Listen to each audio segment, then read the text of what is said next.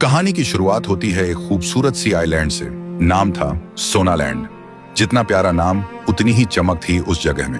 यहाँ के पेड़ों से जैसे सोना टपकता हो और हवा भी सोने की खुशबू से महकती हो। और इस सपनों के सोनालैंड में रहता था राइस्टार। राइस्टार को सोने से इतना प्यार था कि उसने सोना नाम की लड़की से ही शादी कर ली। और राइस्टार अपनी बीवी से बेपनाह मोहब्बत करता था। दोनों राजा और रानी जैसे जी रहे थे। सोना उसकी जिंदगी थी और सोनालैंड उसकी मोहब्बत का जहान। एक दिन दोनों टीवी देख रहे होते हैं।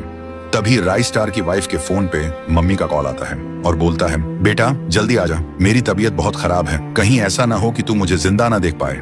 वाइफ घबरा जाती है और बोलती है, राइस्टार प्लीज मुझे एयरपोर्ट छोड़ो, अभी मम्मी के पास जाना पड़ेगा। राइस्टार बोलता है, चलो, और दोनों निकल जाते हैं। और एयरपोर्ट पहुंचते ही राइस्टार अपनी वाइफ से बोलता है, अच्छे से जाना, मैं सोनालैंड को अकेला नहीं छोड़ सकता। उनकी वाइफ बोलती है, ठीक है, लेकिन तुम भी अपना ख्याल रखना, मैं जल्दी वापस आ जाऊंगी। सब कुछ सही चल रहा था, लेकिन किस्मत को तो कुछ और ही मंजूर था। उधर दुनिया का दूसरा सबसे अमीर आदमी, नाम था व्हाइट 444, लेकिन वो अमीर बना था लोगों के खून से। एक दरिंदा जो अमीरों को लूटता, जमीन छीन लेता और उनके सपनों को राख बना देता। और अब उसका अगला निशाना था सोनालैंड का सोना। तभी उसका एक आदमी आके बोलता है, बॉस, राइस्टार आइलैंड पे नहीं है।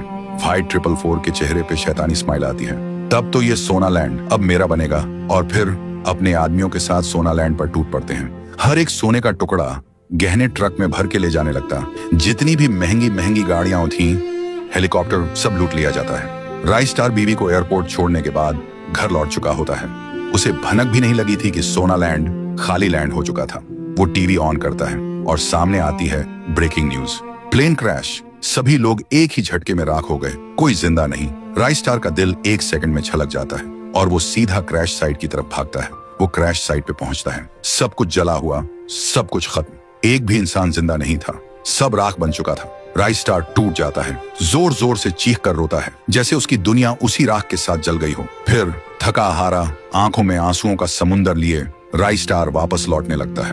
रास्ते में कुछ लोग प्लेन क्रैश की बातें कर रहे होते हैं। वो चुपचाप पीछे खड़ा होता है, लेकिन तभी एक आदमी कुछ ऐसा कह जाता है जो राइस्टार के होश उड़ा देता है। उसका दिल एक बार फिर से थम जाता है और आंखों के सामने अंधेरा छा जाता है। तो दोस्तों, आखिर ऐसी कौन सी बात थी जो राइस्टार की टूटी हुई दुनिया को और भी चूरा चूरा कर गई? दूसरा हिस्सा चाहिए तो कमेंट्स में आग लगा दो।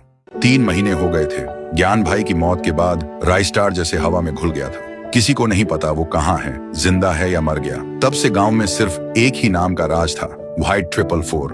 हर दिन लोगों को पकड़ता, जिंदा जला देता, गांव का सुकून छीन लिया था। आसमान में रोज धुआं होता था और जमीन पे सिर्फ राख। लेकिन एक रात व्हाइट 444 के प्राइवेट गोदाम में एक भयानक धमाका होता है। उसका सबसे महंगा fighter jet, rocket launcher, fighter truck, सब कुछ जलकर राख हो जाता है। व्हाइट 444 भाग कर आता है और जब देखता है पहली बार, उसके चेहरे पर डर होता है। वो चीखता है, किसने किया ये सब?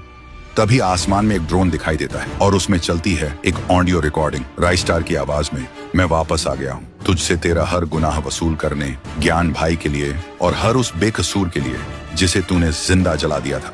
अगली सुबह व्हाइट 444 के 20 से ज्यादा आदमी गायब हो जाते हैं। जहां भी लाश मिलती है वहां लिखा होता है, जस्टिस फॉर ज्ञान भाई। व्हाइट 444 के हाथ कांपने लगते हैं। वो चिल्लाता है, राइस्टार को ढूंढो, मार दो उसे।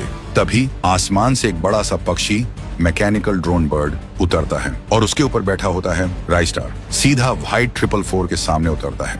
व्हाइट 444 बोलता है, तू है वो इंसान, बहुत मजा आया, पहली बार कोई टक्कर का मिला, पर तू अकेले आया, बड़ी गलती कर दी। राइस्टार बोलता है, मैं अकेले आया हूँ, लेकिन तेरे सामने ज्ञान भाई की रूह भी खड़ी है। तभी अचानक धुआं उछाता है और शुरू होती है फाइट। राइस्टार एक एक करके व्हाइट 444 के सब आदमियों को खत्म कर देता है। जब धुआं हटता है तो जमीन पर व्हाइट 444 गिरा पड़ा था और उसके साथ सारे आदमी मारे, सब के सब खत्म। अगले दिन पूरा गांव एक जगह जमा होता है। राइस्टार ज्ञान भाई की तस्वीर के सामने दिया जलाता है। गांव फिर से शांत हो चुका था। आज हर चेहरा रो रहा था, पर सुकून के आंसुओं के साथ। और दोस्तों, अगर आपने भी ज्ञान भाई का बदला महसूस किया तो कमेंट करो, लेजेंड नेवर डाइज।